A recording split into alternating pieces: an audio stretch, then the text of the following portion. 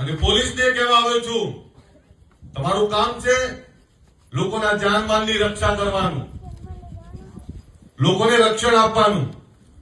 કોઈ અસામાજિક તત્વ કોઈ પણ સમાજનો હોય, કોઈ પણ સમાજનો હોય, એને પાડી દો. પણ સામાન્ય ગરીબ લોકોને ડરાવવાનો કોઈ પ્રયત્ન કરતો હોય તો એને આજે નથી ચલાવવાનો, કાલે નથી ચલાવવાનો. મને તમારી ડર શું છે કે છેલ્લા 6 મહિનાથી એ લોકો જે રીતે બેફામ બન્યા છે.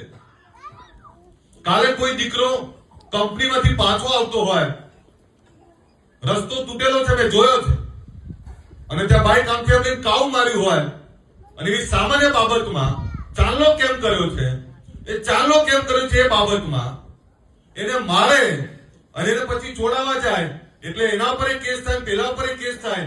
આ કયા કાયદાની વાત કરીએ છીએ આપણે? અને છેલ્લા 6 મહિનાથી અહીંયા સાધુ પરિવારને મારે, અહીંયા સામાન્ય પરિવારને મારે. ઠાકોર સમાજ આટલો મોટો સમાજ, જો એને ડરાવે તો નાના સમાજો તો શું કરે બચારા? એટલે પોલીસને કહું છું, તમારી જવાબદારી છે. જે કઈ સામાજિક તત્વો છે તળિયા તોડી નાખો. શેના માટે બેઠા છો?